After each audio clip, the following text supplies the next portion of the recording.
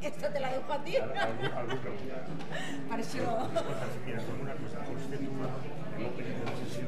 Sí, Presentes directament el primer el ponent. primer ponent i després tu presentes el segon, que és el de... quart, Perfecte. Vale, em sembla bé? Sí, sí, sí. Suposo que hem d'acabar anem super malament de temps, 2:30.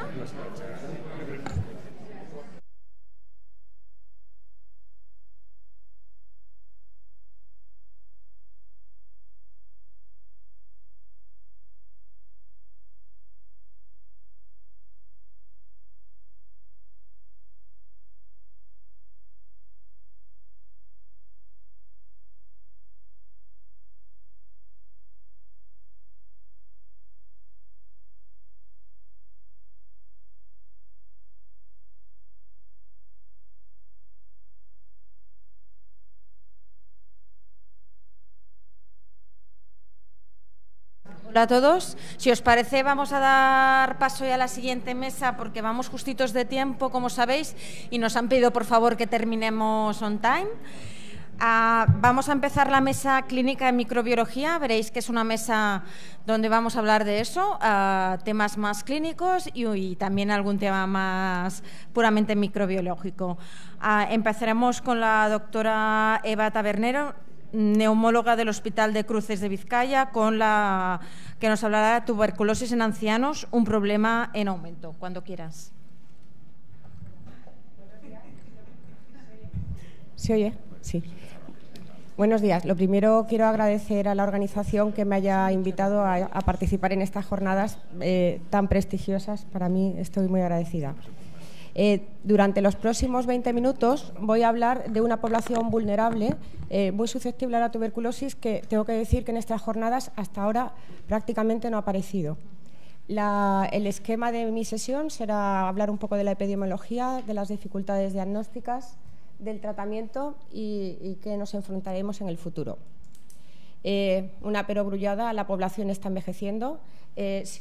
No sé, sí, así. De aquí para arriba todo esto es población anciana y además este envejecimiento es progresivo. Aquí lo vemos en los datos del INE de este año. Por encima del 21% de la población tiene más de 65 años en nuestro país.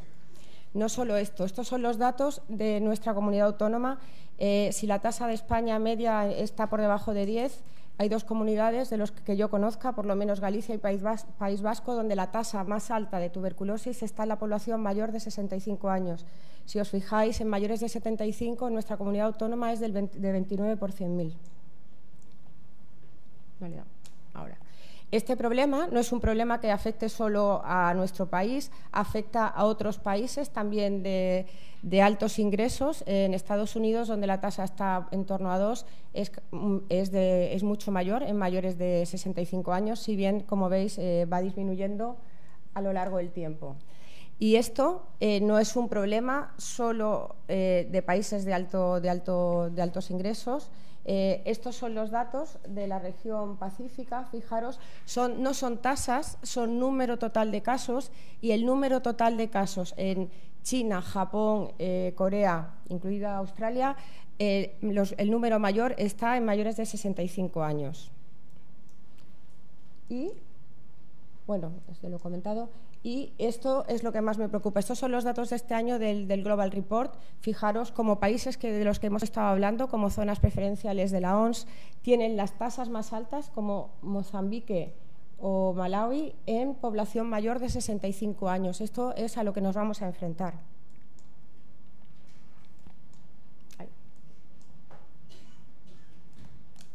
Bueno. ¿Por qué ocurre esto? La mayor parte de la tuberculosis en ancianos se debe a una reactivación, no voy a entrar en por qué, pero hay dos factores que influyen fundamentalmente, son la inmunosenescencia y las comorbilidades. Respecto a la inmunosenescencia, podríamos estar hablando durante varias horas. Solo recordar que con la edad y conforme va aumentando la edad cada vez más, disminuye el número de linfocitos, sobre todo los linfocitos naives y los que pueden participar, los que no han participado en infecciones anteriores. Disminuye la actividad citolítica de los natural killers, la capacidad quimiotáctica de los macrófagos y también disminuye la producción de interferón no solo por parte de las células dendríticas, también por otras células. La diabetes, eso sí se ha comentado ampliamente aquí, aumenta 2-3 veces el riesgo de la tuberculosis y es mucho más prevalente en la población anciana. De hecho, existen estudios que comparan los niveles de interferón en población joven y en población anciana con diabetes y se ve que hay una disminución significativa. Pasamos al diagnóstico. Desde hace ya mucho tiempo, hay un metaanálisis de 1999, sabemos que la tuberculosis en los ancianos es menos expresiva. En lugar de predominar la fiebre alta y la hemoptisis, son clínicas muy larvadas, con anorexia, febrícula, y además está enmascarada por otras comorbilidades que nos hacen confundirla, como la demencia que no permite expresar o la EPOC. Por ello, dentro del PI de tuberculosis decidimos realizar este análisis con todos los datos que teníamos de los que había en el registro. Hicimos un estudio retrospectivo y elegimos una cohorte de 730 pacientes mayores de 75 años de un total de 7.500.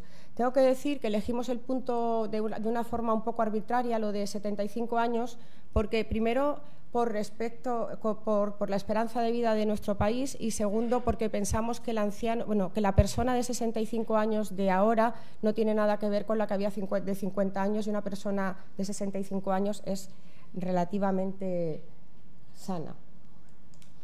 Estos son nuestros datos. No voy a entrar. Quiero destacar respecto a la clínica en dos cosas. La radiografía. Fijaros que hubo muy poca cavitación, solo un 13%, y un 15% fue normal. Y respecto a la localización de la tuberculosis, si sumamos la diseminada con la extrapulmonar, suponía un 25%, con diferencias significativas respecto a la población menor de 75 años. No pudimos analizar estos datos, pero voy a comentar datos de fuera de nuestro estudio. Las formas miliares son más frecuentes en la población anciana, hasta un 20%, y conllevan una mayor mortalidad de hasta un 10%. No me he podido resistir, mientras preparaba la sesión, pues tuvimos este caso en nuestro servicio, que estuvo durante 15 días con su fibrosis pulmonar y su febrícula, hasta que hizo un neumotórax. Y 15 días tardamos en sospechar a un paciente que veíamos todos los días que lo que tenía debajo era una tuberculosis que creció por todas partes. Me refiero a lo poco expresiva que es y somos gente que está sensibilizada con este tema. Por continuar, el derrame pleural en nuestra serie es del 14%, pero está descrito hasta un 25%, y hay una característica que lo diferencia especialmente de los derrames pleurales de los jóvenes, y es que el cultivo es positivo con mucha mayor frecuencia, he puesto 50-55% en series de Japón. Pues hablamos de una clínica inespecífica, formas pulmonares. Otra cosa que no hemos analizado en el estudio, pero son pacientes en los que es más difícil recoger esputo. En nuestra serie, hasta el 25% de los pacientes hubo que realizar broncoscopia, pues esto conlleva inevitablemente un retraso diagnóstico. Y lo que es más, a mi entender, preocupante, un diagnóstico post-mortem, un 15% de los pacientes que murieron, el diagnóstico fue post-mortem. El retraso diagnóstico, que nosotros no hemos sido capaces de verlo en el estudio del PI, es un hecho que está apoyado por muchos artículos. Por ejemplo, en cohortes de Inglaterra, el 38% tarda más de 4 meses en diagnosticar desde que empieza la clínica en los pacientes ancianos. Es el triple de tiempo en diagnosticar en Taiwán, un país donde hay alta sospecha, y también, y es preocupante, podríamos estar hablando de un infradiagnóstico. En estudios realizados en zonas de alta endemia que tienen con búsqueda activa de casos, se duplica el número, es en la franja de edad en la que más se duplica el número de nuevos diagnósticos con la búsqueda activa. Pasan de un 13% que tenían basal a un 26% con la búsqueda activa. ¿Y qué pasa con la infección tuberculosa en ancianos? Bueno, sabemos que es mayor es mayor que la población joven, primero porque tiene un riesgo acumulativo a lo largo de la vida y porque la gente que es anciana vivió en su momento en una zona, en una época donde había más Mycobacterium circulante.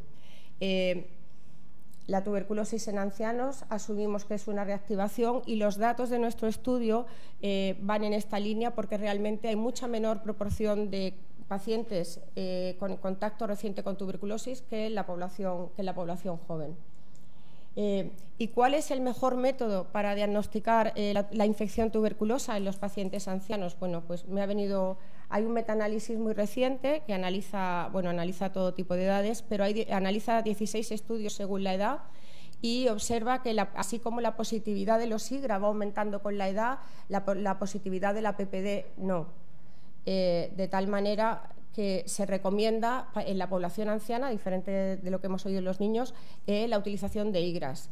Aún así, es un método muy insuficiente porque tiene un 30% de falsos negativos en tuberculosis confirmadas y además, conforme va aumentando la linfopenia con la edad, va aumentando el número de indeterminados.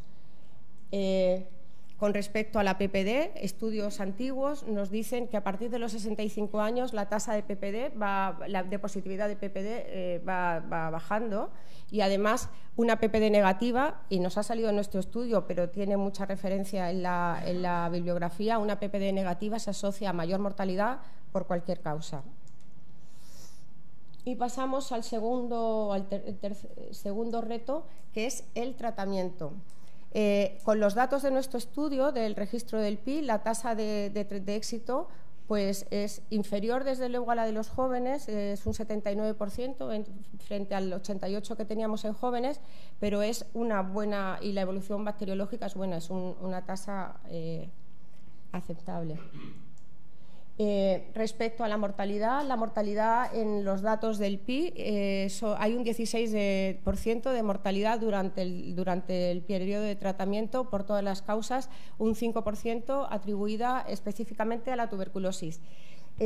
No voy a inundaros de bibliografía porque no tengo tiempo y porque los estudios son muy difíciles de comparar porque están hechos en países que tienen diferentes incidencias y con diferentes puntos de corte. Pero bueno, en otros estudios la cifra más alta es el 20% en mayores de 80 años.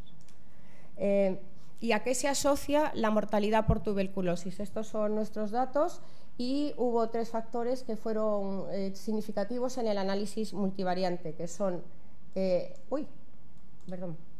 la edad, el bajo peso y, atención, tratamientos alternativos no acordes a lo que recomiendan las guías.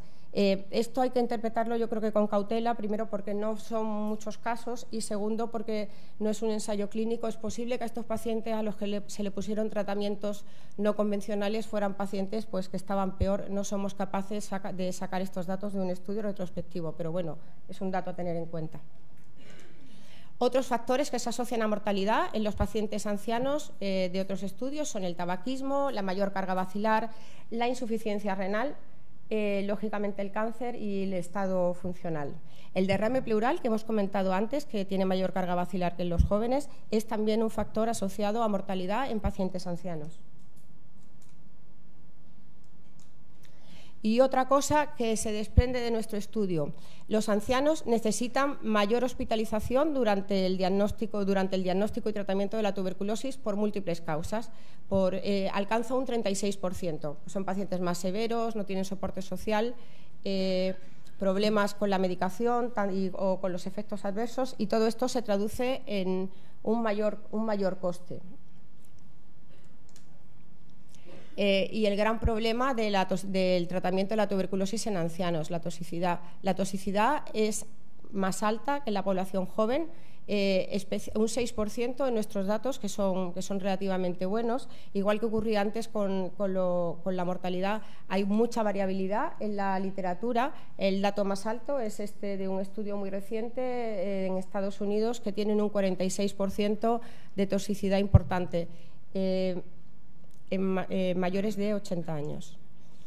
Y hay ¿Qué tratamiento es el recomendado? Pues no hay acuerdo. Ni la OMS ni la SEPAR se mojan en indicar un tratamiento diferente en la población anciana. La guía japonesa, que excluía la piracinamida, que son los que tienen más casos mayores, desde 2018 la recomienda. Sin embargo, la guía del ATS o los CDCs consideran los ancianos que tienen tuberculosis no graves la posibilidad de poner un tratamiento sin piracinamida y con etambutol 9 meses. La realidad, y que es un poco sobre lo que quiero llamar la atención, es que no hay estudios de tratamiento en esta población. De hecho, este estudio que ha salido tantas veces a lo largo de las jornadas de tratamiento acortado de 4 meses, el paciente más mayor tiene 71 años y la edad media es de 35. No nos vale para esta población.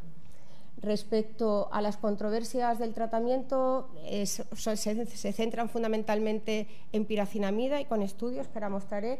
Hay también autores, y esto es opinión de autores, que opinan que el tratamiento con etambutol aporta muy poco en esta población porque tiene muy baja tasa de resistencias. Recientemente, para iluminarnos sobre el tratamiento recomendado en esta población anciana, ha habido dos estudios pequeños. Un estudio pequeño, un ensayo clínico, donde no observan diferencias en la hepatotoxicidad con el uso de piracinamida, pero sí observan en los regímenes que no tienen piracinamida un retraso en la conversión del esputo. Y un estudio grande, retrospectivo, que a pesar del título que tiene, cuando uno lo lee, hay un 9% de toxicidad por piracinamida, pero son efectos gastrointestinales, no son la hepatotoxicidad, no hay ninguna diferencia entre la población joven y la población mayor. ¿Y aquí lo he puesto al revés? ¿Qué pautas hemos usado nosotros en el registro español de 700 casos ancianos? Pues bien, el 55% hemos utilizado pautas de 4 fármacos. El 38% tiene la pauta de 3 fármacos, pero son los casos que se incluyeron en la primera época, antes del 2010, fundamentalmente. Solo hay un 3% que haya utilizado este régimen sin piracinamida, y un 3% que ha utilizado regímenes que no tienen nada que ver con las guías. Y pasamos ahora a la infección tuberculosa. Yo no tengo datos de eso de nuestro estudio, pero sí quería comentarlo porque aquí sí hay estudios. Y son estudios todos en países de Japón y China, y no encuentran diferencias en los efectos adversos. Tienen una tasa de interrupción próxima al 20%, que es lo que se ha comentado aquí a lo largo de las jornadas como tasa de interrupción aceptable en los tratamientos, lo que se observa en la realidad. Y tengo que decir que estos estudios sí que incluyen los regímenes nuevos. De hecho, los dos últimos, este y este, están hechos con el régimen de rifapentina y isoniazida. Y de cara al futuro, pues de cara al futuro probablemente necesitemos marcadores de progresión que nos permitan identificar qué pacientes hay muchos estudios en marcha, qué pacientes van a pasar de infección, que ya la tiene la mayoría de esta población, a enfermedad. Necesitamos, y yo creo que teniendo en cuenta lo que nos viene por delante, ensayos clínicos, si no específicos en esta población, por lo menos que incluyan parte de esta población.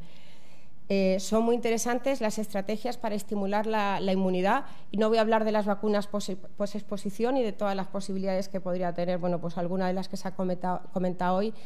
Sabemos del estudio Activate que la BCG es segura, la revacunación es segura y disminuye el riesgo de infecciones, pero no era para ver tuberculosis, son infecciones respiratorias. En la actualidad hay ensayos clínicos en marcha. Esto es un ensayo clínico en prisiones de Brasil que incluye población anciana para ver el efecto, si tendría algún efecto la revacunación en esta población. Y como último reto de futuro, como se ha comentado antes con los niños, es interesante identificar en qué subgrupos de población podría estar un screening, tanto de infección como de enfermedad. Y de hecho sí hay estudios en el sudeste asiático, porque para ellos es un problema, que demuestran la coste-efectividad del estudio de screening previo al ingreso en las residencias. Son estudios, los dos son muy parecidos, son un cuestionario de síntomas más GeneSpert. Y para concluir, Bueno, yo creo que en la estrategia de eliminación de la tuberculosis va a hacer falta que incluyamos medidas para controlar la tuberculosis en los pacientes ancianos, que el reto es diagnosticarlos porque la clínica y la radiología es más inespecífica y además tienen una mayor mortalidad, sobre todo si llegamos post-mortem. Que la sospecha diagnóstica en esta población es fundamental y tendríamos que actuar a nivel de atención primaria y geriatría, recordándoles que una de las infecciones que tienen los ancianos es la tuberculosis. Y respecto al tratamiento, yo creo que con los datos actuales y los datos de nuestro estudio, yo seguiría recomendando el tratamiento estándar, eso sí, con una vigilancia mucho más estrecha y controlando las comorbilidades. Y esto es todo. Modifico la clásica diapositiva. En el anciano también hay que pensar en tuberculosis. Y quiero agradecer, antes de terminar, al doctor García que me hizo hacer este trabajo y, sobre todo, a los que hicieron el diseño del registro del PI y a todos los que han metido casos gratuitamente, porque nos van a permitir avanzar en muchas preguntas que nos surjan ahora. Muchas gracias.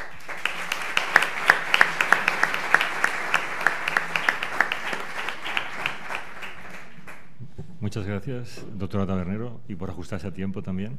Pasamos al segundo ponente de hoy, que es el doctor Viñas, de la Universidad Autónoma de Barcelona, que presentará una ponencia titulada Nuevos antimicrobianos sintéticos activos frente a micolata. Cuando quiera, adelante. Gracias. Gracias a los organizadores, particularmente al doctor Kelly y al doctor Fernando Alcaide, por haberme invitado a pasar esta mañana con ustedes. Estoy aprendiendo muchas cosas. Por ejemplo, acabo de aprender que, como mínimo, uno de los factores de riesgo, que es el bajo peso, no lo tengo. Lo cual, siempre es algo. Y siento que, claro, lo mío es mucho menos interesante que lo de ustedes, porque lo mío está muy para atrás, está como muy lejos de la realidad, muy lejos del enfermo, aunque seguramente sin eso tampoco llegaríamos nunca al enfermo, ¿no? Lo titulé más o menos así: nuevos compuestos antimicolata. Nosotros trabajamos en un contexto en el cual investigamos, es decir, la limitación de la inversión de la industria farmacéutica en poner dineros para investigar nuevos agentes antimicrobianos deriva del escaso interés económico de estas multinacionales en este campo, ¿no? Y además deriva del hecho de que descubrir nuevos antibióticos es enormemente caro en términos de investigación, y muchas veces hacemos toda la investigación y acabamos descubriendo la streptomicina o acabamos descubriendo la gentamicina, lo cual es un auténtico desastre. Y por lo tanto nos hemos ido inclinando progresivamente hacia la búsqueda de compuestos sintéticos. ¿Y por qué he puesto la palabra micolata? Bueno, la palabra micolata puede parecer un tanto presuntuosa, pero los microbiólogos tenemos una tendencia a establecer categorías patológicas completamente. Los micolatas son aquellas bacterias que tienen ácidos micólicos. Y los ácidos micólicos se definen, si ustedes buscan, son una clase importante de compuestos que se encuentran básicamente en las paredes celulares de un grupo de bacterias que recibe el nombre de micolata como consecuencia de que tiene ácidos micólicos. Pero la palabra importante suele ser una palabra bastante inútil. Aquí no es tan inútil. ¿Por qué son importantes? Bueno, son importantes primero porque ayudan a resistir las drogas hidrofílicas. Les ayudan a la bacteria a que todo aquello que viene en solución acuosa, y claro, todo lo que se arrima a una bacteria que está produciendo una infección llega en solución acuosa, pues le ayudan a resistirla. La segunda es que ayudan a combatir la deshidratación de la bacteria cuando está fuera, en el ambiente. Es un impermeable, la bacteria lleva una gabardina que le permite, pues, eso, perder el agua, o hace que pierda el agua más despacio, y por lo tanto aumenta mucho la supervivencia de la bacteria o la viabilidad de la bacteria fuera del contexto de un cuerpo humano, de un cuerpo animal. Y la tercera de las razones por las cuales los ácidos micólicos son importantes es porque permiten que sean más efectivos como patógenos, porque les permite crecer dentro de los macrófagos o sobrevivir en el contexto de las células del sistema inmune. No miro la pantalla, es que tengo un tumor en la cabeza y por este lado no veo, por el otro sí, pero este veo mal, o sea que por eso voy mirando la pantalla aquí. Lo siento. Sí.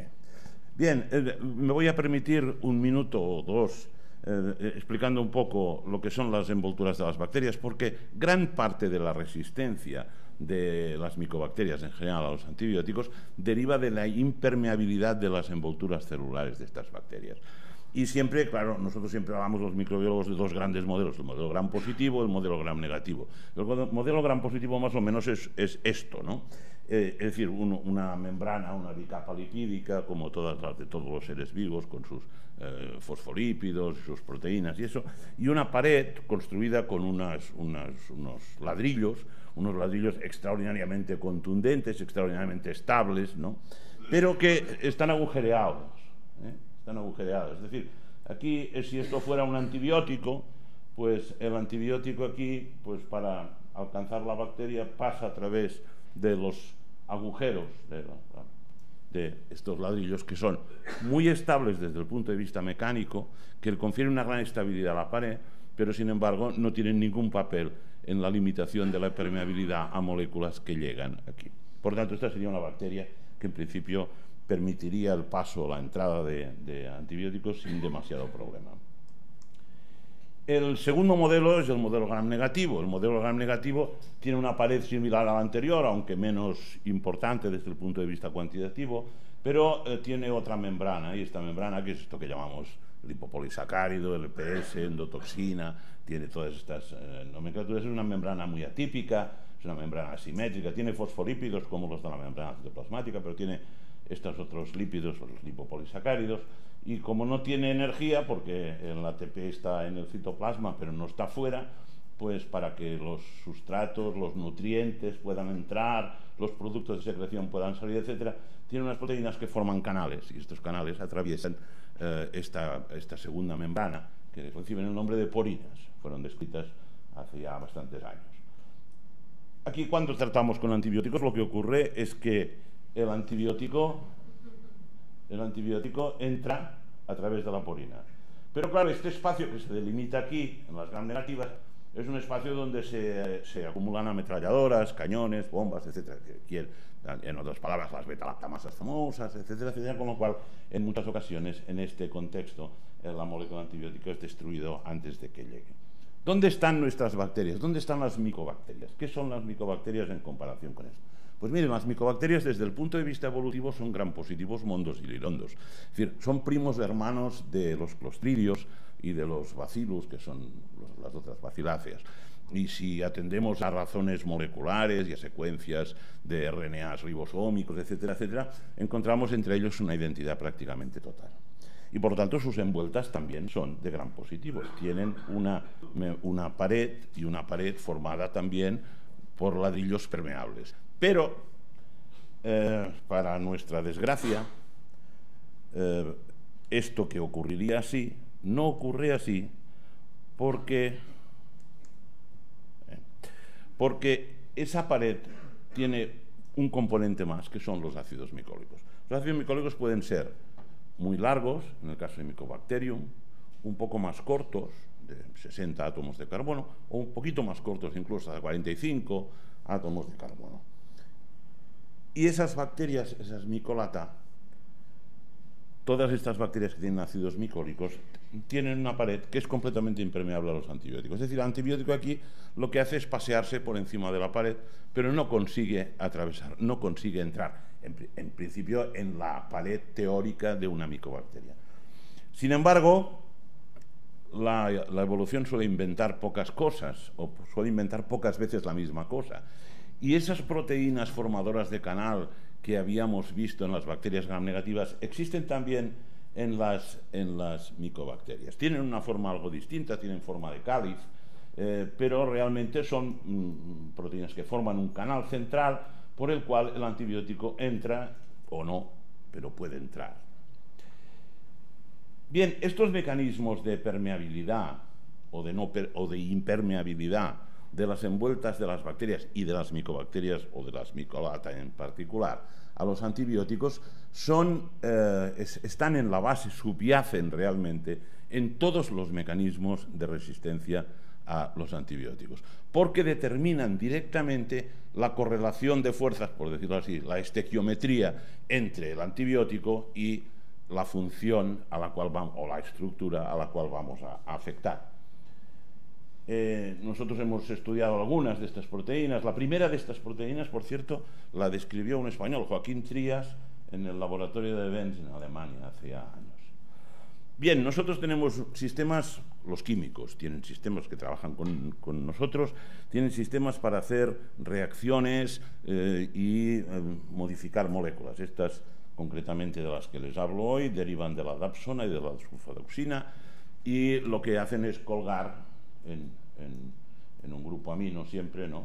Pues colgar cosas, colgar otros radicales. Con estos radicales, ¿qué buscamos? Nuestros radicales, nosotros le decimos al químico, hombre, nos gustaría tener algo como esto, pero que fuera más hidrofóbico, que fuera más lipofílico, que le gustara más las grasas, porque si le gustan más las grasas, a lo mejor resulta que pasa con más facilidad la capa de micólicos, ¿no? Y bueno, en eso estamos. La idea sería esta, ¿no? En una sola operación química se generarían varios enlaces que permitirían, serían como las reacciones de Ignasi Madrid en el agua, pero forzadas, rápidas y controladas en el laboratorio, ¿no? Los grupos amino y los grupos OH tienen una gran facilidad para establecer enlaces, entonces esto, si no se controla, es un desastre y conduce a esto, a la pérdida de función. Pues si se controla puede ser muy útil. Por lo tanto, lo que conseguiríamos sería modificar seriamente, es decir, introducir modificaciones serias en la molécula, de manera que los grupos activos se mantengan y se optimicen ciertas propiedades. En concreto, el incremento de la lipofilia lo que nos hace es dejar prácticamente igual la capacidad de paso a través del dominio hidrofóbico de la porina e incrementar muchísimo la capacidad de paso a través de la vía, digamos, hidrofóbica, de la vía grasa, ¿no? A través del impermeable. Bueno, estas son las moléculas que hemos ensayado últimamente, que algunas derivan. O sea, se han hecho con dos estrategias químicas distintas, pero esto excede totalmente lo que toca hablar aquí, ¿no? ¿Y qué resultado tenemos? Bueno, pues empezamos con una de estas de tamaño medio, porque cuando hicimos mix y placas de esas de antibiograma y esas cosas que hacemos los microbiólogos, fue curioso porque todos los productos daban un cierto halo de inhibición en nocardia ciriaci-geórgica, que es un derivado de nocardia asteroides, es un patógeno de los respiratorios y tal. No daban halo de inhibición en Gordonia jacobea. Gordonia jacobea es una bacteria gallega, por eso se llama jacobea, que es muy próxima a Gordonia sputi, fue aislada en Santiago de Compostela hace unos años, y nosotros la hemos estudiado porque el que la aisló y la describió es amigo mío, y entonces le hemos hecho toda la molecular, tenemos todo el cromosoma, la secuencia, y hemos buscado cosas, le conocemos algunas porinas también y demás. Y con Mycobacterium abscessus, que en cepas que me ha prestado el profesor Alcaide recientemente, bueno, hace ya unos meses. Y bueno, el resultado es relativamente bueno, es decir, muchos de estos productos producen una inhibición muy notable del crecimiento, estos son curvas de crecimiento, o incluso retrasos hasta, es decir, mantienen a las bacterias con crecimiento cero hasta las 40 horas en el caso de estas moléculas de aquí, o incluso hasta más de 70 horas en el caso de alguna de estas moléculas. Es decir, que estos serían, en principio, moléculas interesantes. Independientemente de que las pruebas en placa o de determinación de concentración mínima inhibitoria dijeran que no, porque luego resulta que cuando realmente las ponemos en condiciones de crecer, dicen que sí. Fernando Vaquero, no el que está aquí, sino creo que su padre, que es el mejor microbiólogo de España, sin ninguna discusión, tiene un artículo que se va a publicar dentro de unas semanas, que yo ya lo he leído, en el que destruye totalmente la utilidad de la concentración mínima inhibitoria como valor de interés, más allá de lo que es estrictamente la clínica más directa, ¿no? Porque es un parámetro que está totalmente influido por unas condiciones completamente controladas que nosotros reproducimos en un laboratorio, pero luego resulta que las bacterias, cuando están produciendo una infección, no están en estas condiciones, se comportan de maneras muy diferentes. Bien, ocurre exactamente igual con Gordonia jacobea. Fíjense, hay inhibiciones hasta 70 horas por parte de algunos productos que no daban ningún halo de inhibición, y sin embargo son capaces de bloquear completamente el crecimiento. Y de momento no tenemos éxito todavía con las de micólicos largos. Mycobacterium accessus prácticamente no hay diferencia. Estos son registros continuados, es decir, el muestreo es de cada 2 minutos o una cosa así. No hay diferencias significativas entre el control y el tratamiento, pero nosotros pensamos pues que por ahí vamos en buen camino. ¿Hemos probado estas moléculas en Escherichia coli? Sí. ¿Hemos probado estas moléculas en Staphylococcus aureus? También. ¿Qué pasa en Staphylococcus aureus? Que los matan enseguida. ¿Qué pasa en Escherichia coli? Nada, no deshacen nada, a no ser que destruyamos la membrana externa primero. Es decir, que la clave está en el acceso del antibiótico a su lugar de acción, en este caso a los enzimas diana. Es decir, en conclusión, se pueden optimizar moléculas que sean más eficaces frente a las micobacterias. Cuando investigamos nuevos productos, ciertos parámetros como la inhibición en placa y las MIC no son apropiadas. Las moléculas ensayadas, aquí 9F en particular, no son activas en gram negativos, a no ser que si le rompemos la membrana externa con colistina, con un poquito de colistina, entonces entra y hace sus cosas. Y de esta conclusión se desprende que, a pesar de que los ácidos micólicos se comportan como una pseudomembrana externa, porque en realidad se colocan totalmente perpendiculares a la pared y no son una membrana porque no es una bicapa lipídica, pero su comportamiento biofísico es el comportamiento de una membrana. El paso de moléculas a través de esta pseudomembrana responde a parámetros que no son exactamente iguales a los de las membranas externas de los gram negativos. Son homólogas pero no análogas, digamos, ¿no? Y finalmente que la síntesis de moléculas antibióticas con capacidad para atravesar la capa de micólicos se parece dibujar como el campo preferencial a la investigación de la antibiótico-terapia antimicolata, lo cual podría resolver algunas de las preguntas que se han planteado en algunas intervenciones previas, ¿no? Cuando ya tendríamos el antibiótico anti-Mycobacterium y no. Muy bien, aquí participa muchísima gente, pero de manera particular el grupo de química orgánica de la Facultad de Farmacia de la Universidad del País Vasco en Vitoria, el grupo de química médica de la Facultad de Farmacia en Barcelona, que está liderado por el profesor Rodolfo Lavilla, y el grupo de microbiología molecular del campus de Bellvitge de la Universidad de Barcelona, que no de la Autónoma, que soy yo. Bueno, soy yo, no, quiero decir, son mis discípulos y mis colaboradores. Yo, como pueden ver, a mí lo que me ha interesado más ha sido la última charla, porque claro, yo tengo casi 70 años, me van a jubilar ya, y además estoy gordo, o sea, me entusiasmo, porque muy interesante, pero estoy defendido por el exceso de peso. Muchas gracias.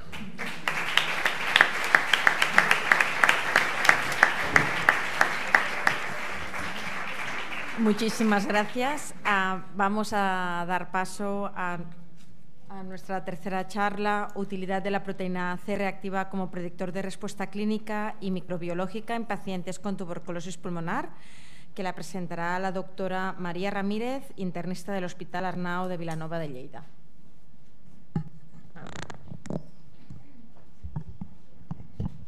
Hola, buenos días a todos. Bueno, volvemos un poco a la clínica. Tengo que decir que me has dejado preocupada con el tema de la CMI, que no lo sabía. Pero bueno, ese es otro tema. Vale, yo voy a hablar de un estudio que estamos haciendo hace muchos años con el doctor Falguera, que buscamos un poco, buscamos parámetros predictivos para saber qué pacientes son los que van a permanecer contagiosos durante más tiempo, ¿no? Con una persistencia en cultivo de esputo positivo, y incluso como objetivo secundario asociar esto a una extensión de la enfermedad, que es lo que estamos viendo, ¿no? Ahora os pasaré a explicar un poquito. Agradecimientos a todos los que participan en el estudio, a Joan Caila por volver a confiar en mí, invitarme a presentar otra vez una parte de este proyecto, y por supuesto al doctor Falguera, mi tutor, mi mentor, mi director de tesis, que me sobran las palabras para agradecerle todo lo que ha hecho por mí. Y vamos a empezar ya. Pues como antecedentes, recordemos, todos sabemos lo que es la proteína C reactiva, ¿no? Y cómo funciona, pero recordar un poco que es un marcador que proviene de una síntesis hepática, ¿vale? En respuesta a la elevación de citoquinas inflamatorias, normalmente en respuesta a una infección o a una inflamación sistémica, pero también existe una parte de la proteína C reactiva que se segrega en el epitelio respiratorio, ¿no? En las células epiteliales del tracto respiratorio. Una mínima parte, pero bueno, sí que es cierto que a pesar de que todos lo utilizamos y la tenemos muy integrada en nuestra práctica clínica diaria, hay muchas cosas que aún no se conocen de esta proteína, ¿no? Sí que se sabe que se asocia, como ya sabemos, ¿no?, a infecciones agudas o inflamaciones agudas, y también a muchas infecciones o enfermedades crónicas, entre ellas la tuberculosis, ¿no?, que es el tema que vamos a tratar a continuación.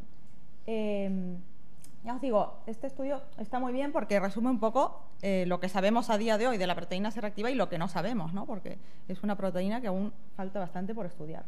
Entonces, teniendo en cuenta otros estudios, ¿no?, que hablan de que los pacientes con tuberculosis pulmonar y PCRs, en niveles de PCR más elevadas, viven menos, ¿vale?, se mueren más, ¿vale? Hay otros estudios que hablan, además de lo mismo, ¿no?, de pacientes con PCRs más elevadas, mueren más. También hablan de la conversión del cultivo de esputo, que es el tema principal, el objetivo principal de nuestro estudio, ¿no?, de los pacientes con una conversión retardada del cultivo de esputo, que la mayoría de estudios la sitúan en 8 semanas, ¿no?, la conversión retardada. Estos pacientes, ¿no?, parece que en este grupo de pacientes tienen unos niveles de PCR un poquito más elevadas. Hay más estudios, muchos, que hablan del valor de la PCR, mayoritariamente para la no conversión del cultivo de esputo o la conversión retardada o la evolución de la enfermedad, pero sí que es cierto que ninguno tiene como objetivo principal establecer un punto de corte, ¿vale? Nosotros, el objetivo principal de nuestro estudio tampoco es establecer un punto de corte, sino categorizar a los pacientes, como os explicaré a continuación. Entonces, nuestro objetivo era ver qué aplicación práctica, ¿no? Nosotros somos clínicos y nos interesa saber para qué nos sirve la PCR, porque sabemos que la pedimos para todo, ¿no? Para las neumonías la pedimos para todo, pero en la tuberculosis pulmonar, ¿para qué la queremos? O sea, ¿cuál es el objetivo de pedirla y ver qué valor tiene? Entonces, ese era un poco nuestro objetivo, buscar una aplicación clínica o una utilidad clínica diaria. Además, nos interesa saber si para el seguimiento esta PCR tiene algún valor, ¿no? Nos puede marcar algo, nos puede decir algo. Y nuestro objetivo inicial es identificar esos casos que requieran un seguimiento más estrecho por el hecho de persistir positivos durante más tiempo, ¿no?, una conversión de cultivo de esputo retardada, o bien que la extensión de la enfermedad sea mayor y la evolución pueda ser peor, ¿no?, en estos pacientes. Es un estudio retrospectivo que la hicimos contando con 2 centros más además del nuestro, del Hospital Arnau de Vilanova. También contamos con datos del Hospital de Bellvitge y el Hospital de Valdebrón. Y la historia clínica la recogimos vía SAP, ¿vale? Las fechas desde el 2010 al 2017 recogimos todos los pacientes diagnosticados con tuberculosis pulmonar.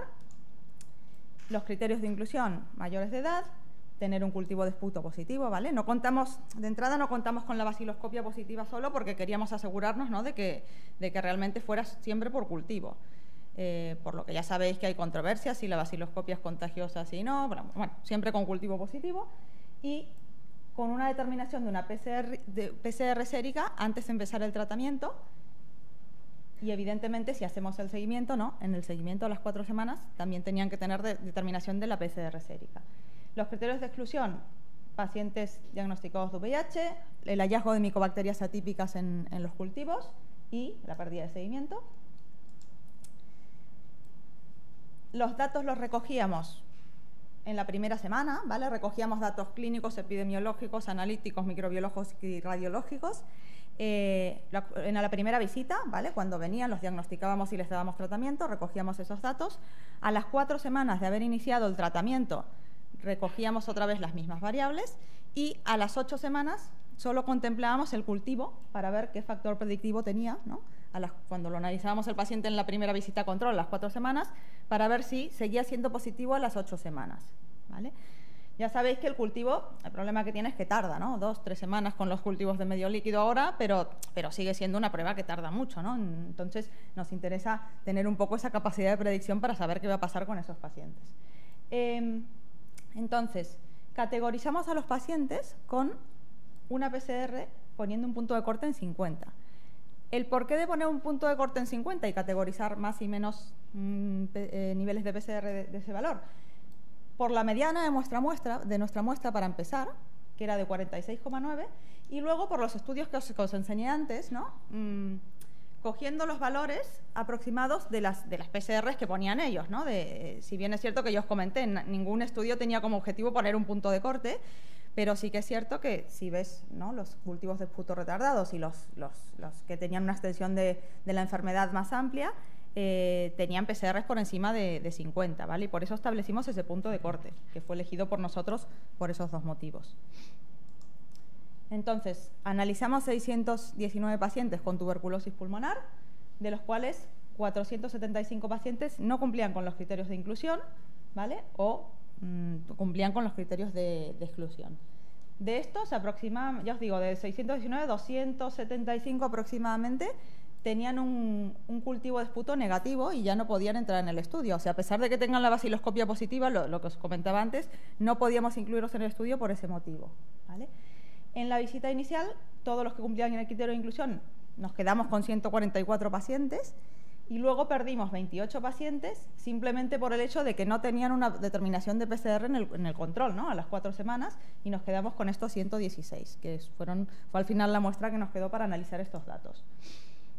Vamos ya a los resultados. Los pacientes tenían una media de edad de 43 años, mayoritariamente eran hombres, y como antecedentes cabe destacar que la gran mayoría eran pacientes fumadores, que esto en algún otro estudio que hicimos con estos datos también ya lo habíamos observado, ¿no? La población mayoritariamente provenían de Europa, y mayoritariamente de Europa de occidental, ¿vale? De esta muestra, 90 pacientes eran de Europa occidental, el resto eran de Europa del Este. El resto de pacientes eran de otras partes del mundo. A todos, al 100% de pacientes, se les inició el tratamiento estándar con 4 fármacos y a un 6,2% hubo que cambiarles el tratamiento posteriormente, simplemente por intolerancias o por toxicidades, ¿vale? Y del tema de las resistencias, el 2% eran resistentes a la isoniazida y un 4% eran resistentes a la isoniazida y a la rifampicina, ¿vale? No teníamos extensamente resistentes, no tuvimos ningún paciente en nuestro estudio. Sí que es cierto que vimos que el cultivo de esputo positivo, un 33% de los pacientes a las 4 semanas persistían con él, ¿vale? Seguían teniendo, que no es nada despreciable, seguían teniendo un cultivo de esputo positivo, y a las 8 semanas un 8% de los pacientes seguían teniendo un cultivo de esputo positivo. ¿Qué más encontramos? Ya pasamos a categorizarlos según el valor de PCR y encontramos que los pacientes que se presentaban en la visita inicial con fiebre o pérdida de peso, ¿vale?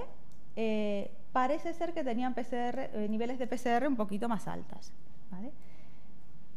Lo que ya nos interesa, que era el objetivo principal de nuestro estudio, es ver cómo funciona con el cultivo, ¿vale? Antes de iniciar el tratamiento, los pacientes con baciloscopia positiva tenían una PCR un poquito más elevada, pero sí que es cierto que también puede funcionar como predictor del cultivo positivo inicial, ¿no? Porque había más pacientes con PCR de más de 50, ¿no? En el grupo de PCR de más de 50 había más pacientes que tenían un cultivo de esputo positivo.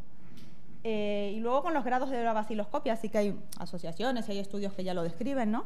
Nosotros una relación lineal no llegamos a encontrar, pero bueno, en el estudio previo, que era con otro objetivo, que incluyendo más muestra y más N, sí que sale una relación lineal, ¿vale? Yo creo que esto es simplemente porque la N en nuestro estudio era un poquito más bajita por esos criterios de inclusión más estrictos. ¿Cómo funciona? ¿Cuál es el rendimiento de la PCR para predecir el cultivo de esputo inicial?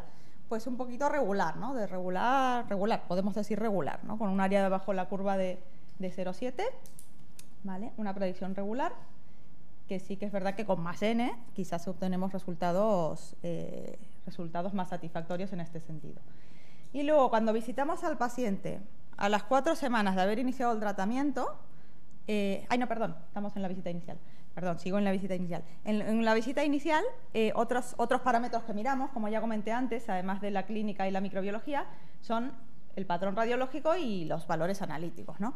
¿Qué veíamos en el patrón radiológico? Que la extensión de la enfermedad, o sea, la presencia de cavitaciones, el patrón miliar o un porcentaje de lóbulos afectados mayor, se asocia a una PCR más elevada, ¿no? Esto sí que parece bastante lógico, ¿no? Que la inflamación nos lleve a tener más afectación radiológica. Y luego evaluamos también el índice radiológico, que esto ya lo evaluaron en un estudio en relación a extensión y mortalidad, ¿vale? Y se refiere, es un parámetro radiológico que analiza la proporción del pulmón afectado y 40 puntos si existe una cavitación presente. Es un parámetro que analizaron los radiólogos, ¿vale? Es una puntuación que le dieron y también se asocia a valores más elevados de PCR, ¿vale? Y en cuanto a los valores analíticos, bueno, un poquito lo esperable, ¿no? Niveles un poquito más bajos de hemoglobina, leucocitos un poquito más altos, neutrofilia, linfopenia, ¿no? Son los hallazgos que ya nos cuadran un poco con la presencia de más inflamación, ¿no?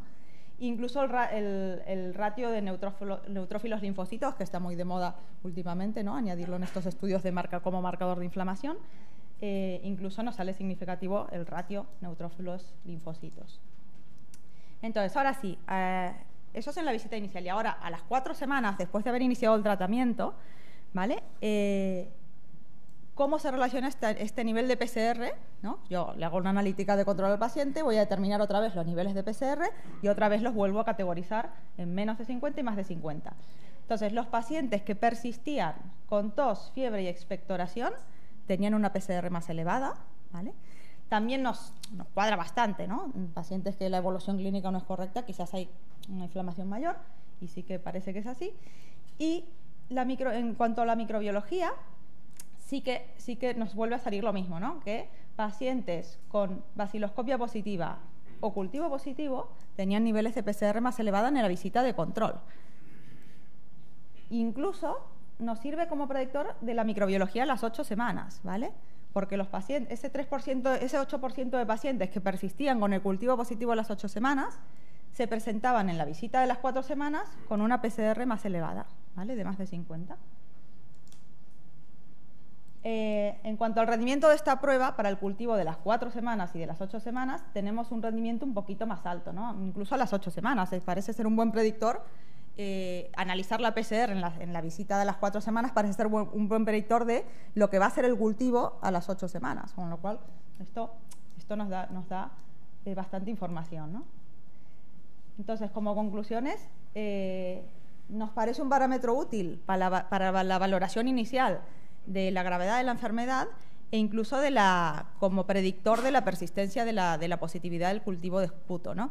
De la baciloscopia también, pero bueno, como vuelvo a repetir, de la baciloscopia no hablamos, sino hablamos de cultivo. Y esto nos lleva a hacernos la pregunta de si en estos pacientes tenemos que prolongar el aislamiento respiratorio, ¿no? De entrada. Es decir, estos pacientes que los vemos a las 4 semanas y están bien, pero tienen valores de PCR de más de 50, quizás tenemos que plantearlo si el aislamiento respiratorio lo tenemos que mantener durante 4 semanas más o más tiempo, ¿no? Hasta tener el resultado del cultivo de las 8 semanas. Y luego, quizás también nos tenemos que plantear que valores de PCR elevados nos obligan a hacer una monitorización un poquito más estrecha, ¿no? Una monitorización clínica más estrecha de estos pacientes. Bueno, son las preguntas que nos surgen del estudio que tenemos. No tenemos hecho una validación, bueno, será el siguiente paso seguramente que hagamos. Y nada, y con esto ya finalizo.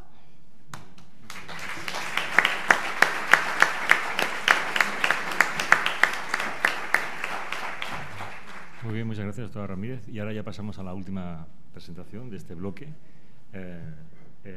La presentadora es la Irene Latorre, del Instituto Germans Trias y Pujol, y nos explicará la utilidad de marcadores celulares para el manejo de la tuberculosis y su monitorización en el tratamiento. Hola, buenos días. Gracias por la introducción. También quiero agradecer al comité organizador de estas jornadas por darme la oportunidad de poder presentar nuestros resultados en la línea de caracterización inmunológica frente a micobacterias y poder realizar esta presentación sobre la utilidad de los marcadores celulares en el manejo de la tuberculosis y en la monitorización del tratamiento. Si pudiera ser, me gustaría, si podéis retroceder un par de diapositivas hacia atrás, por favor. Lo puedo hacer yo, vale. Vale, es que no, como no había tocado nada, pues... Vale. Pues muy brevemente, como todos vosotros ya sabéis, tras la infección por Mycobacterium tuberculosis, el bacilo viaja por la vía respiratoria hasta llegar al pulmón y allí es fagocitado por los macrófagos alveolares, que a su vez atraen otras células del sistema inmune, como células T, B, entre otras, y forman los granulomas que contienen al bacilo. Entonces, en la mayoría de los casos, las personas infectadas pues pueden contener la infección sin sintomatología, pero en un porcentaje pues, se desarrolla la enfermedad, la tuberculosis activa. Además, se sabe que la infección por Mycobacterium tuberculosis cubre un amplio espectro de diferentes estadios clínicos e inmunológicos que van desde aquel individuo que se infecta y puede resolver la infección, el que se infecta y tiene un elevado riesgo de desarrollar tuberculosis, hasta formas subclínicas de la enfermedad o tuberculosis activa con sintomatología. Hoy por hoy es difícil poder identificar estos estadios clínicos e inmunológicos, por lo tanto es muy importante estudiar la inmunopatología para poder manejar la infección, estratificar también la infección y poder identificar la severidad. Además, las técnicas que actualmente tenemos para que miden o identifican la respuesta inmune del paciente, del individuo, como los SIGRAS o la prueba de la tuberculina, son buenas herramientas para poder diagnosticar la infección, pero tienen limitaciones y algunos inconvenientes, como por ejemplo, pues no pueden diferenciar infección de enfermedad, tampoco pueden identificar en esos estadios dentro del espectro de los que he hablado antes. Tampoco pueden identificar aquellas personas que tienen mayor riesgo de progresar a enfermedad si están infectados, ni pueden monitorizar la eficacia del tratamiento.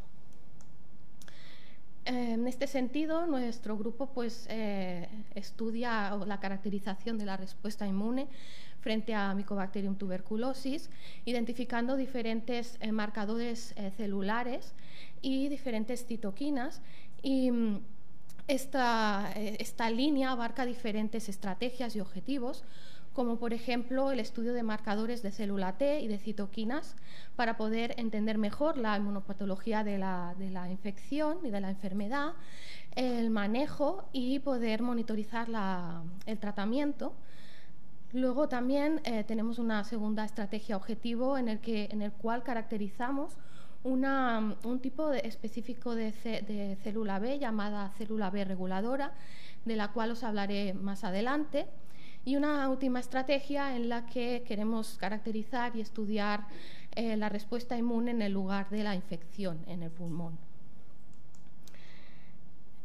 Por lo que respecta a la primera estrategia, en marcadores de célula T, hemos colaborado durante muchos años con el grupo del Dr. Ottenhoff en la Universidad de Leiden, estudiando diferentes citoquinas y marcadores celulares y poblaciones celulares que están implicadas en la respuesta inmune frente a Mycobacterium tuberculosis tras estimular con antígenos asociados a la latencia.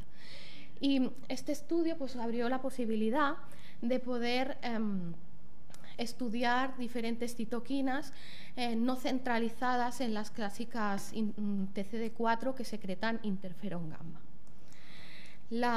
Por otro lado, la citometría de flujo pues, ha abierto es una buena herramienta para poder estudiar la respuesta inmune frente a Mycobacterium tuberculosis, y en los últimos años se han descrito que hay ciertos marcadores de célula T que pueden estar, su expresión puede estar asociada con la enfermedad. Y aquí empezó nuestra propia experiencia, en la cual estudiamos los marcadores CD27 y CCR4 en célula T, tras estimular específicamente las células con los antígenos SAT6 y CFP10 o PPD en grupos de pacientes que tenían enfermedad activa e infectados. Y lo que observamos es que, bueno, las células TCD4, CD27 negativas y las células TCD4, CCR4 positivas estaban incrementadas en los pacientes con enfermedad respecto a los infectados. Recientemente hemos querido aumentar el estudio de estos marcadores y bueno, este es el último estudio que hemos llevado a cabo, en el cual hemos investigado los marcadores CD27, CD38, HLA-DR y Ki-67 para caracterizar la respuesta inmune en pacientes con tuberculosis activa, infectados y que han finalizado el tratamiento. El CD27, ya he hablado un poco en el otro estudio, es cuando disminuye su expresión en célula T, está asociado a tuberculosis activa. El CD38 es un receptor de transmembrana que se encuentra en varias células del sistema inmune, pero que está asociado a activación de célula T. El HLA-DR también está asociado a activación de célula T, y el Ki-67 es el único de los 4 marcadores, que es un marcador intracelular, que está asociado a proliferación. Por lo tanto, la expresión de estos tres últimos marcadores, el CD38, el HLA-DR y el Ki-67, se ve incrementada durante la enfermedad. Y aquí podéis ver cómo sería el análisis de los datos tras adquirir las muestras con el citómetro. Aquí estaría la expresión de el análisis de la expresión de los cuatro marcadores, que se realizó también de forma específica en las células TCD4 tras estimular con los antígenos que he comentado antes, SAT6, CFP10 o PPD, en las células TCD4 que secretaron de forma específica TNF-alfa y o interferón gamma. Aquí podéis ver parte de los resultados de los 4 marcadores, el CD27, el CD38, HLA-DR y Ki-67. Vemos que la expresión de los marcadores está incrementada en los pacientes con tuberculosis activa respecto a los infectados. Y después, para algunos de los marcadores, sobre todo para el CD38 y para el Ki-67, en el grupo de pacientes que habían finalizado el tratamiento, los patrones de expresión fueron bastante similares a los infectados. También realizamos un análisis de curva ROC y lo que vimos para los 4 marcadores, y lo que vimos es que el Ki-67 fue el que tuvo la mayor capacidad discriminatoria. También quisimos realizar un análisis multiparamétrico no supervisado para poder eliminar el cuello de botella que se genera a la hora de analizar de forma convencional o tradicional los datos de citometría, ya que el análisis multiparamétrico permite detectar fenotipos celulares mucho más complejos. Entonces, detectamos varios clústeres asociados al final del tratamiento y habían mayoritariamente 2 clústeres, uno asociado a la expresión de HLA-DR y otro asociado a la expresión de CD27. Entonces, aquí tenemos el estudio de pacientes que están al inicio del tratamiento y al final del tratamiento, pero estamos muy interesados en poder estudiar la respuesta en la monitorización del tratamiento. Y es por eso que ahora estamos realizando estudios en pacientes que están seguidos, es decir, tenemos muestra al inicio, a los 2-4 meses y al final de tratamiento a los 6 meses. Entonces, para algunos de estos son resultados todavía muy preliminares pero podemos ver que para algunos marcadores pues, hay una tendencia a bajar, aunque existe una cierta variabilidad interindividual. Y bueno, pues también siempre pasa que algún dato pues se va y te fastidia la gráfica. Pero yo sé que, o sea, hay que mirarse uno a uno todos los pacientes y posiblemente se pueda encontrar alguna explicación. Relacionado con el segundo de los objetivos, estamos caracterizando un tipo de célula B, que es la célula B reguladora, que ejerce un efecto modulador sobre la respuesta efectora. Entonces, es interesante poder estudiar este tipo de poblaciones con efecto regulador, sobre todo en infecciones persistentes, donde hay un equilibrio dinámico entre la respuesta inmune del paciente y la expansión microbiana. Y también donde hay un equilibrio, donde tiene que haber un equilibrio entre la respuesta efectora y la respuesta reguladora. Entonces, esta población, las células B reguladoras o B-Rex, que también llamamos así, son poblaciones que ejercen su función reguladora mayoritariamente secretando IL-10. Y se conoce su papel en algunas enfermedades, como por ejemplo la artritis reumatoide, en el cual cuando hay la ausencia de este tipo celular hay un exceso de inflamación. Pero en el contexto de la tuberculosis todavía su papel está por ver. También su fenotipado es bastante complejo porque todavía no hay un consenso de los marcadores inmunes que expresan. Pero se sabe que estos son los 3 fenotipos más populares. Nosotros también hemos analizado estos 3 fenotipos en pacientes con tuberculosis activa, infectados y controles sanos, y hemos visto que este de aquí, el CD24, CD27, está significativamente disminuido en pacientes con tuberculosis activa. Pero claro, no basta con solo mirar los marcadores de superficie que expresan, sino que hay que estudiar la IL-10 que secretan, porque eso es lo que les confiere su capacidad reguladora. Y lo que no hemos podido todavía detectar mucho la IL-10 porque es una citoquina que se produce en muy bajas cantidades.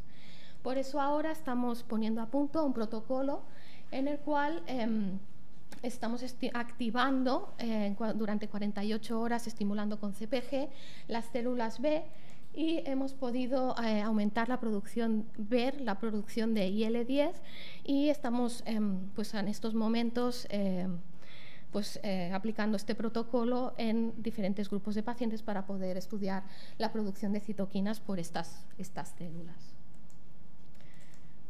Por último, la última de las estrategias, que es acerca del estudio de la respuesta inmune local, la que sucede en el pulmón. Hemos activado este año un proyecto para poder estudiar o hacer un deep immunoprofiling de diferentes poblaciones en el pulmón de un modelo experimental de ratón infectado por Mycobacterium tuberculosis y en colaboración con la UTE. Y esto lo estamos, todo el fenotipado de células lo vamos a realizar mediante citometría espectral, que es un tipo de citómetro que ha adquirido recientemente nuestra plataforma o la plataforma de citometría de nuestra institución.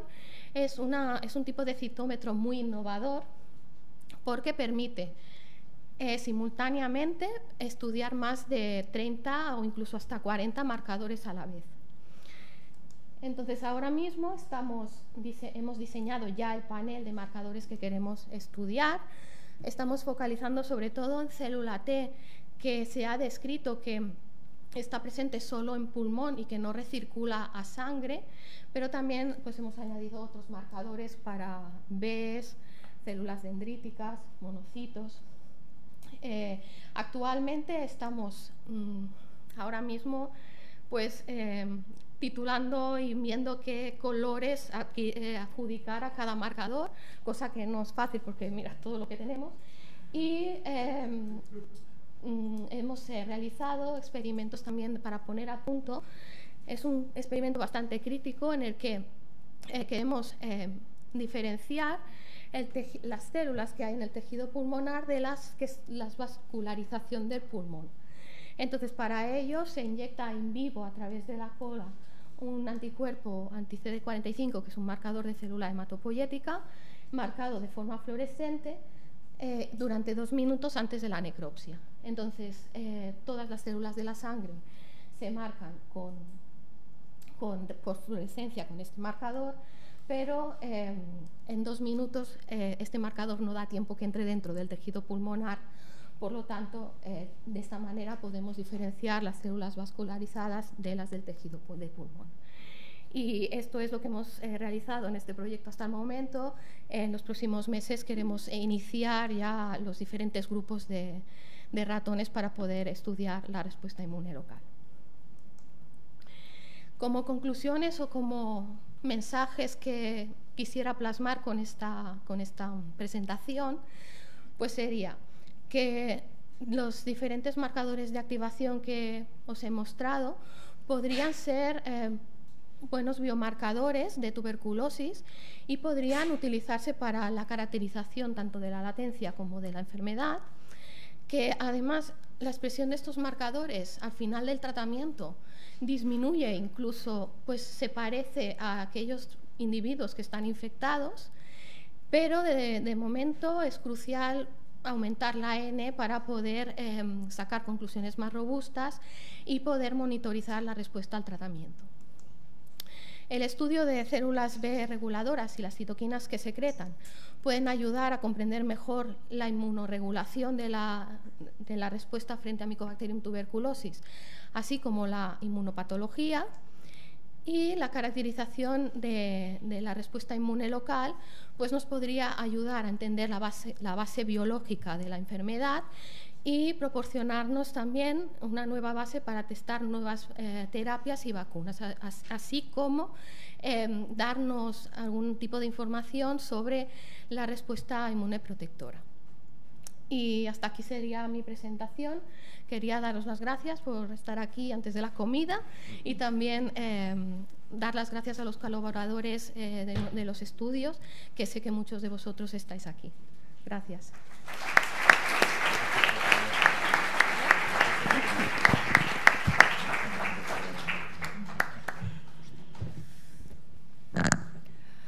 Pediremos a los 4 ponentes, por favor, que suban para el turno de palabras.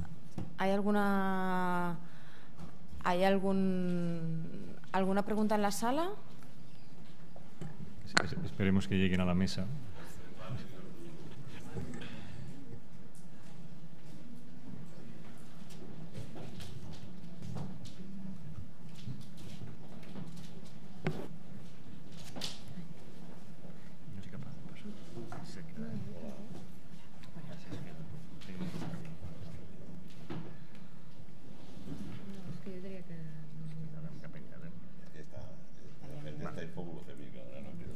Vale.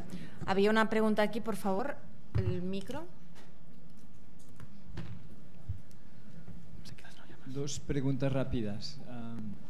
Una para la doctora Ramírez. ¿Habéis mirado la PCT? No. Porque es fácil, no. Es fácil, bueno, pero quiero decir que también es fácil porque normalmente se utilizan las... No, hombre, si ahora, por ejemplo, si nos planteáramos hacer un prospectivo sería interesante, pero como es un estudio retrospectivo antes del año 2017, no lo pedíamos de rutina a los pacientes, no se solía pedir la PCT, pero bueno, sería interesante, sí.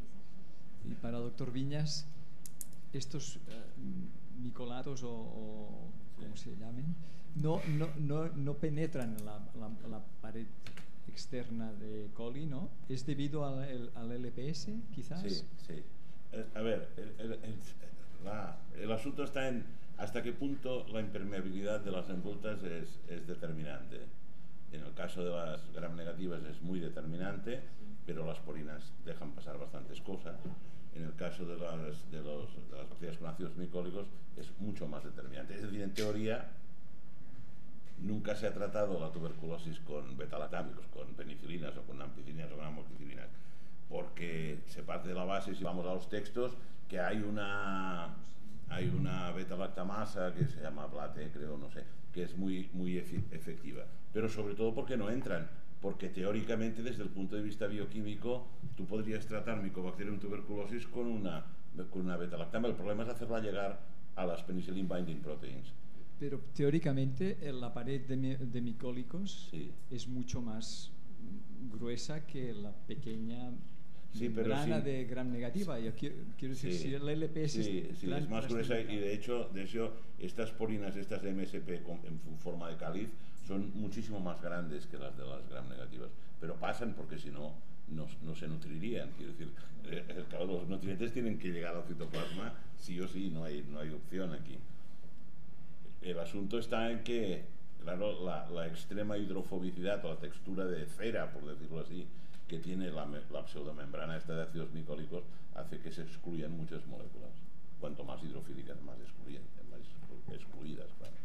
Pero en teoría no son unas bacterias muy resistentes. Si las pudiéramos desnudar, es decir, o dicho de otra manera, si pudiéramos modificar las moléculas antibióticas de tal forma que pudieran atravesar el impermeable, pasarían a ser susceptibles a la mayoría de los antibióticos.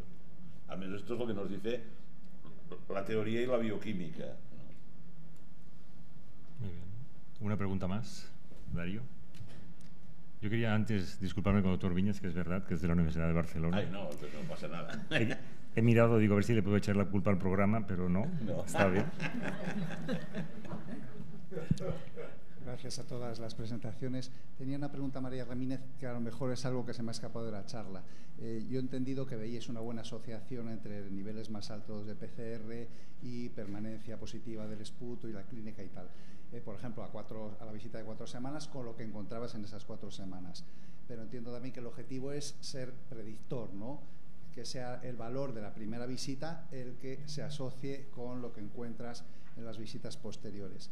A lo mejor me he perdido, pero ¿eso lo encontráis también? ¿Ese valor inicial te permite predecir que en 4 semanas va a estar positivo el esputo, va a haber una clínica más severa?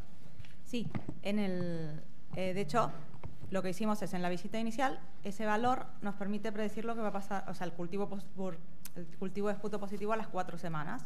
Eso es lo que decía, que tiene una discriminación regular, ¿no? Que tenía un área bajo la curva de 0,7 más o menos. Y luego, en la visita control, a las 4 y a las 8 semanas. Los valores de la primera visita sí que se asocian con poder predecir. A las 4 semanas, el cultivo de esputo positivo, sí. O sea, tanto de esa visita como de las 4 semanas. Pero también es interesante porque a las 4 semanas, en vez de esperar el cultivo, tienes el valor al momento, ¿no? Claro, esto es muy interesante, no es de esperar 10 días. Sí, sí. Muy bien, muchas gracias. ¿Alguna pregunta más? Un momento. Los tratamientos en gente mayor, el problema es que tienen comorbilidades, entonces en el registro pues salen cosas raras, porque yo tengo, ya sé que llevo mucho retraso, pero yo tengo metido algún tratamiento un poquito que se me cae un medicamento, se te cae otro, el señor tiene 90 años, entonces claro, el porcentaje de pautas raras es mucho más común en gente mayor. Sí, bueno, sí, quiero decir que ya... Claro. Había una pregunta ahí. Perdón. Vale. Sí, para la doctora Ramírez también. No sé si habéis podido correlacionar el grado de inflamación con el resultado de los IGRAS. En niños, a mayor inflamación, menor rendimiento, tanto en el niño sano como en el niño con enfermedades de base. Gracias. No, es un dato, los IGRAS no los recogimos. El resultado del PPD sí que lo tenemos en la base de datos incluido. Lo de los IGRAS tampoco, porque como fue un estudio que empezamos antes de que los IGRAS se generalicen, no lo tenemos incluido. Tampoco analizamos exactamente cómo se relaciona la PCR con la positividad o no del PPD. Eso sí que no lo analizamos. Sí, una pregunta ya atrás, el doctor Casas.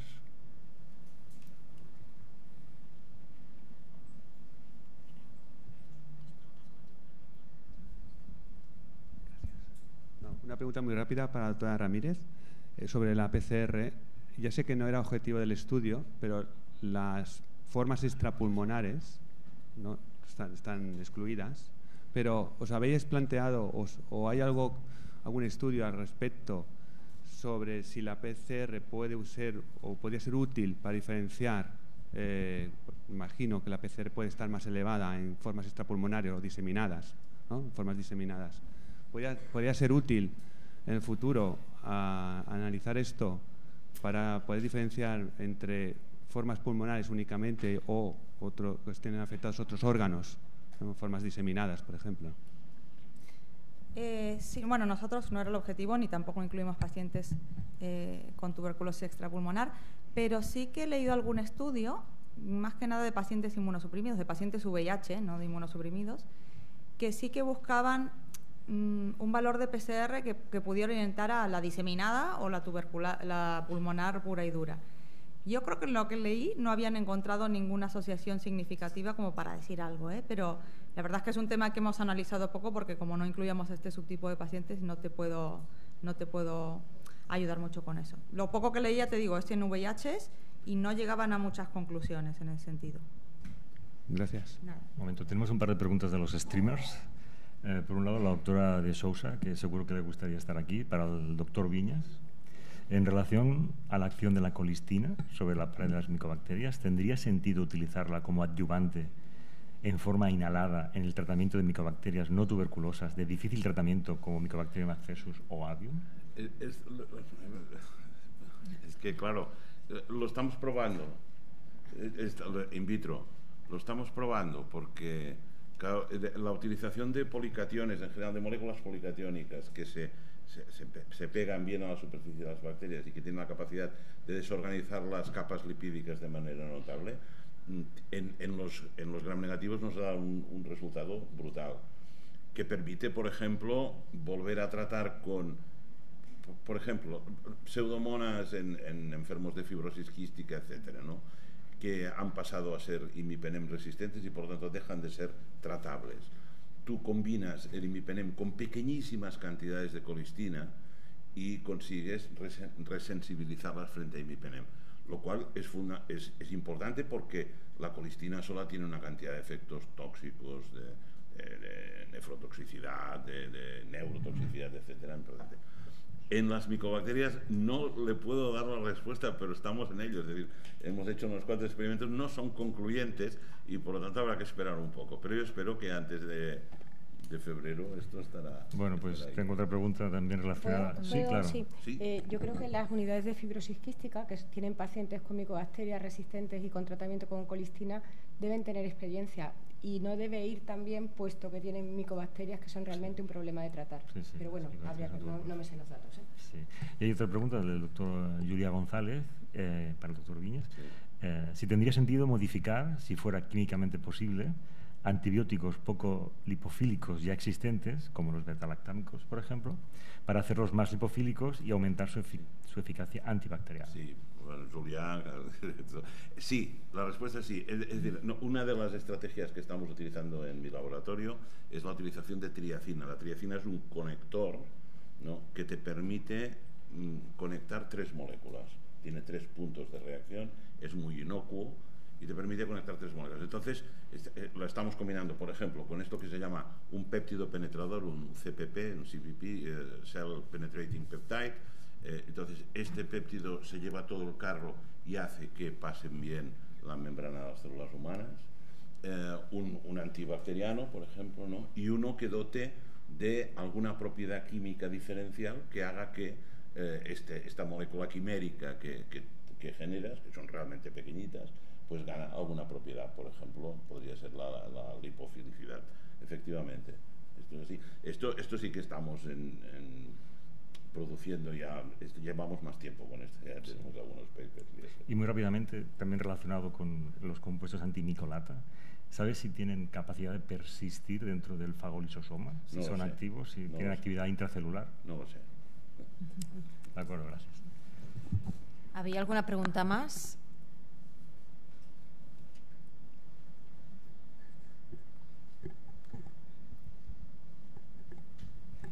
A nivel de experimentación, ¿solo habéis probado con ratones? ¿Hay algún caso de haber experimentado con otros animales y si es así, qué resultados se han obtenido? Gracias. entonces para ti. ¿Puedes volver a repetir? Es decir, si todo lo hemos hecho con modelo animal... Solo habéis, lo habéis hecho solo con lo que es a nivel con ratones, porque básicamente siempre sale, ¿no?, más como si fuera más visual, pero a lo mejor más parecido a lo mejor con nosotros otro tipo de animales. Si teníais a nivel resultados, vale, o cómo había ido. Gracias. Vale, todos los resultados que he expuesto hasta que he hablado de lo de la respuesta inmune local han sido con pacientes, en cohortes de pacientes con tuberculosis activa, infectados y controles sanos. Ahora bien, el último de los objetivos, que es el análisis de la respuesta inmune local, ese se va a iniciar en modelo experimental de ratón. De momento no tenemos previsto hacerlo en ningún otro modelo animal. Lo que sí es que una vez tengamos como todo el Deep Immunoprofiling realizado y veamos qué marcadores están más expresados, queremos trasladar el panel a la clínica, y para ello estamos colaborando estrechamente con los neumólogos de nuestro hospital para recoger muestra del lugar de la infección, muestra de lavado broncoalveolar, para poder estudiar a posteriori estos marcadores. ¿Puedes pasar el micrófono atrás? Sí. Atrás. Juan. Sí. Eso. Gracias. No, quería solo hacer una puntualización sobre los IGRAS como predictor del cultivo. Hay algunos cortes pequeñitas publicadas, gente de Canadá, sobre todo en adultos, y el problema normalmente es que no ves un cambio con el tratamiento. Entonces, ¿no?, es difícil hacer una correlación luego con un mejor resultado. Los pacientes que tienen un IGRA negativo al principio del tratamiento, que son muchos también adultos, lo siguen teniendo negativo, y hay muy pocos que hagan una conversión de positivo a negativo. Entonces, su uso como biomarcador es muy limitado. Y la otra pregunta para Irene, por los biomarcadores, y que realmente responde a una pregunta que tenemos mucha necesidad tanto en la clínica como en ensayos clínicos. Una cosa es el valor puntual en un momento para intentar predecir otro resultado puntual en otro momento.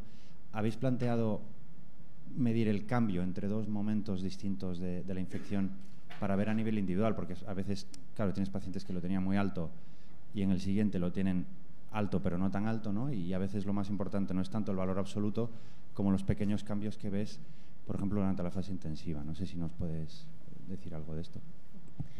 Relacionado con el primer comentario que has hecho de los IGRAS y el cambio, ¿no?, de los valores en la monitorización, sí es cierto, o sea, los IGRAS no son herramientas útiles para monitorizar la eficacia del tratamiento, y es por eso pues que estamos llevando a cabo todos estos estudios de marcadores de célula T para ver si así podemos encontrar una correlación, ¿no?, entre la expresión de estos marcadores que nos pueda ser útil durante el tratamiento. Y sí, o sea, estamos monitorizando al mismo paciente. En el primer estudio sí que fueron, ¿no?, los valores absolutos, es decir, todo el grupo de tuberculosis activa versus todo el grupo de final del tratamiento, a ver cómo cambiaba en general la expresión, pero la idea es, con este nuevo estudio de monitorización, ver cómo evoluciona la expresión de ese marcador dentro de un mismo paciente. Y ya también puestos, estamos también dentro del contexto de la monitorización del tratamiento colaborando con Drasanas para hacer la monitorización de la profilaxis. Bien, mientras alguien se anima a preguntar, yo tenía una pregunta para la doctora Tabernero. Es una pregunta como si yo fuera Darío, pero no lo soy. Sería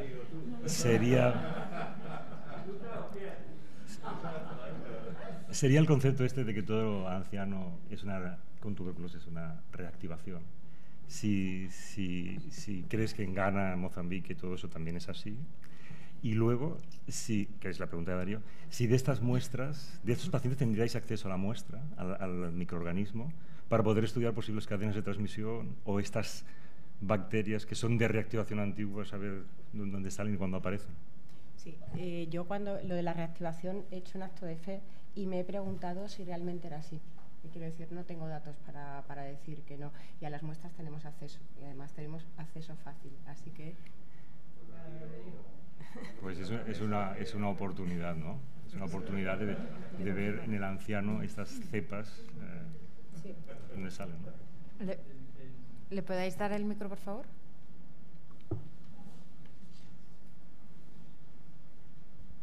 También para la doctora Tabernero. El tema de, en estos pacientes habéis visto si realmente muchos no han tenido una tuberculosis latente, sino que han tenido una tuberculosis y la han curado a la brava. Digamos, los han mandado a la montaña y allí se han curado, ¿no? Y el grado de cicatrices antiguas, tuberculosis antiguas, esto lo habéis valorado. Y la otra cosa es el parámetro de la absorción de los fármacos, ¿lo habéis valorado también? No, es un estudio retrospectivo, entonces no tenemos acceso ni a datos previos ni a lo que me has preguntado de los niveles de fármacos. Los niveles no, pero de las radiografías supongo que sí. Bueno, son los datos del registro del PI. Entonces no está incluida la radiografía previa. Tenemos datos de la radiografía si es cavitaria, no cavitaria y a cuántos lóbulos afecta, pero no no es un campo que tuviera secuelas. En otro estudio, porque esto viene porque habíamos hecho un trabajo nosotros en local nuestro y en nuestro estudio, no me puedo acordar del número, pero casi, un poco menos de la mitad tenían secuelas previas, y ahí sí que esto sí era otro tipo de estudio, sí vimos que eran tuberculosis probablemente no tratadas. Damos paso primero, antes de pasar el micro por allá, a una pregunta que nos llega de los que están en streaming. Para la doctora Ramírez, ¿qué aporta la PCR sobre la predicción de cultivo positivo a las 8 semanas respecto a la presencia o ausencia de cavitación en la tuberculosis pulmonar? Vale. A ver, ¿me puedes repetir otra vez la pregunta? Repetimos. ¿Qué aporta la PCR sobre la predicción de cultivo positivo a las 8 semanas respecto a la presencia o ausencia de cavitación en la tuberculosis pulmonar? Esto no lo analizamos. O sea, no estudiamos cómo se relaciona la afectación radiológica con la persistencia de positividad, porque no era el objetivo tampoco, pero sí que le puedo responder porque sí que hay estudios que ya lo han mirado, que sí que funciona como predictor, ¿no? Parece ser que a más afectación pulmonar, incluso la presencia de cavitaciones era uno de los elementos principales y clave, parece ser que se asocia a la persistencia a las 8 semanas, que ya os digo, los estudios normalmente están hechos con la persistencia a las 8 semanas y no a las 4. Pero nosotros no lo miramos, pero sí que ya hay estudios que lo han mirado y sí que tiene relación. Darío, por favor. Sí. Por alusiones de mi doble José, tengo que comentar al respecto. Ese tema sería muy interesante. Nosotros hace años en Madrid, cuando teníamos un estudio poblacional, sí que pudimos analizar algunos tuberculosis en ancianos y ver que en efecto tenían cepas que estaban circulando en su entorno. ¿Cuál es el problema? Que para responder a esa pregunta hay que contar con ese estudio poblacional, como mínimo de los años anteriores a ese diagnóstico, y en nuestro país no contamos con estos datos. Esto se podría solo responder en aquellos casos de entornos poblacionales en los que haya una base de genotipado sistemática en los últimos años, ¿no? Como mínimo, ya responder a que sea una cepa del pasado ya me olvido, pero como mínimo para descartar que no sea o sea una cepa de las que está circulando en el presente, en el pasado inmediato, ¿no? Y esto lamentablemente pues no es fácil responder aun teniendo las cepas disponibles, ¿no? Yo tengo una pregunta para la doctora Ramírez. Es un poco así por discutir un poco. Teniendo en cuenta que la proteína C reactiva se puede detectar relativamente fácil y con equipos sencillos, ¿usted cree que quizás pueda ser un método de screening en algún área del planeta en el que también se podría hacer la serología, que pueda servir como un primer paso para iniciar el algoritmo diagnóstico de la enfermedad? Bueno, esto no lo hicimos nosotros, pero sí que hay estudios que diferencian, ¿no?, el valor de la PCR comparando con una neumonía bacteriana versus una tuberculosis. Esto sí que ya está estudiado y sí que parece que hay cierta relación, ¿no? Claro, yo no sé hasta qué punto es más caro hacer una vaciloscopia que hacer una determinación de PCR sérica en África, por ejemplo. Bueno, ayer decían que era más fácil hacer un GenExpert que no una vaciloscopia porque no tenían los portas, los reactivos. Pero claro, solo usar la PCR como para diagnóstico yo creo es demasiado atrevido, ¿no? Porque sí, incluso si no tienes en cuenta, claro, estados de inmunosupresión, ¿no? Donde los valores de PCR pueden ser más bajos a una persona inmunocompetente, yo creo que sí que sería un poco atrevido, ¿no? Es decir, que podría tener su utilidad. Igual combinado con el tos. Claro, ¿no? Combinado con otras. Yo me suena que hay algún estudio. Combinado sí que podría utilizarse. Bueno, de hecho en gente mayor sí que hay un estudio reciente, muy reciente. Salió, creo que fue en el 2020. ¿Hay algún? Yo he leído, sí, ahora mismo me falla la referencia. Pero... Que parece ser que tienen valores un poquito más elevados, por lo que comentabas, ¿no? Que yo creo que, claro, hay que cogerlo un poco con pinzas, ¿no? Todo esto, porque aislado de forma aislada como para... Yo creo que no, que es demasiado. Que nos ayude a ciertas cosas, pues posiblemente. Bueno. Gracias. Para darle un poco de seguimiento a esto, el problema potencial de recostarse del PCR es que se carecería de la sensibilidad antimicobacterial que es tan importante. O sea, esto es una enfermedad infecciosa para lo cual queremos tener acceso al patógeno.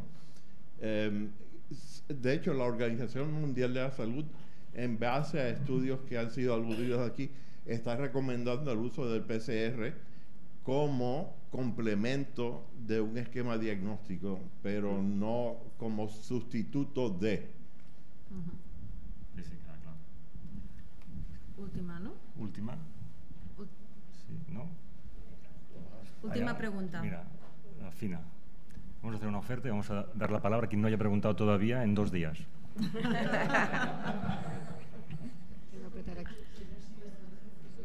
Mira, es una pregunta para Irene. A ver, como neumólogo clínico nos interesa mucho saber si la infección tuberculosa latente es más antigua o más reciente y el riesgo de desarrollar enfermedad.